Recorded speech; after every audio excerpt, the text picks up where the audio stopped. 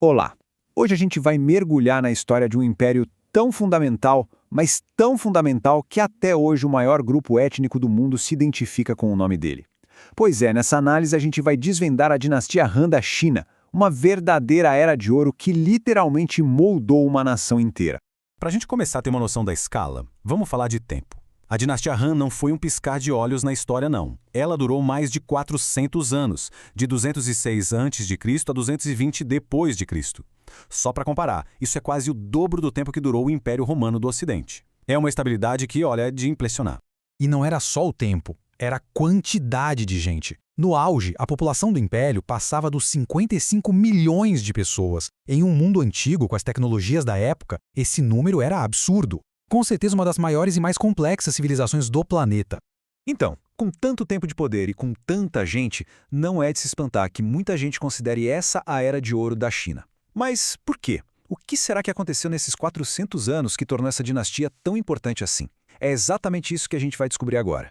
E para responder essa pergunta, a gente precisa voltar um pouquinho no tempo, lá para o comecinho de tudo. Porque para entender a ascensão da dinastia Han, a gente precisa primeiro dar uma olhada em quem veio antes dela.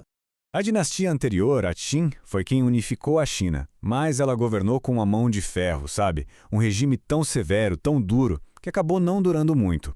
A dinastia Han surgiu justamente das cinzas da Qin, mas com uma ideia totalmente diferente. Em vez de controlar pela força, o objetivo era construir prosperidade e deixar um legado que durasse.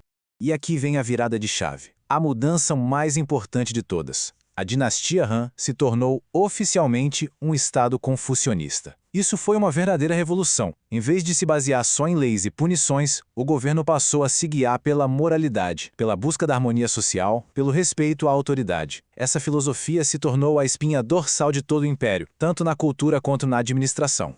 Com essa base filosófica e política super sólida, o palco estava montado. A dinastia entrou num período de expansão e inovação gigantesco, que acabou consolidando o poder dela por séculos. E, gente, os números aqui são de cair o queixo. Uma área de 6 milhões de quilômetros quadrados, com capitais super prósperos como Chang'an e Luoyang. Não dá para ter dúvida de que o Império Han era uma das grandes superpotências do mundo antigo, com certeza. Mas o que alimentava todo esse poder? Bom, uma economia super vibrante.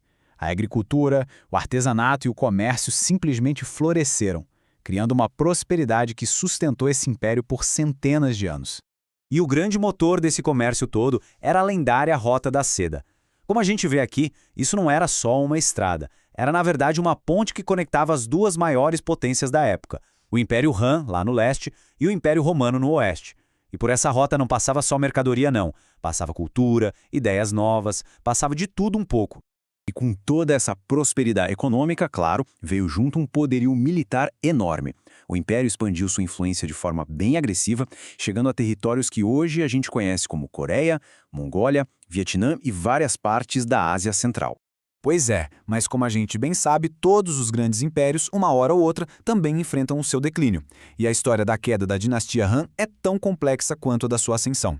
Primeiro, é importante entender que não foi um período único, contínuo. A dinastia é dividida em duas grandes fases, a Han Ocidental e a Han Oriental. E no meio delas teve uma interrupção bem curta, mas super significativa, causada por uma outra dinastia que tomou o poder, a dinastia Qin. Então, como um império tão poderoso desmoronou? Foi basicamente a tempestade perfeita. Por dentro, as revoltas da nobreza começaram a enfraquecer o poder central e, ao mesmo tempo, lá nas fronteiras, a pressão dos povos nômades se tornou insustentável. Essa combinação de crise interna com crise externa acabou quebrando o império, dando início àquele famoso período dos Três Reinos. A dinastia caiu, o império acabou, mas a história não termina aí de jeito nenhum. O legado que ela deixou é talvez a sua característica mais impressionante. Em 220 depois de Cristo, o poder político da família Liu, que comandava a dinastia, chegou ao fim. Mas a identidade cultural que foi forjada ao longo daqueles 400 anos não desapareceu. Pelo contrário, ela se tornou a própria base do que a gente entende hoje como a nação chinesa. E a maior prova disso está no próprio nome. É impressionante, mas até hoje, o grupo étnico majoritário da China se orgulha de se chamar de povo Han. É uma conexão direta, viva, com esse passado glorioso, uma conexão que já dura 2 milênios. Isso tudo deixa a gente com uma pergunta para refletir, né?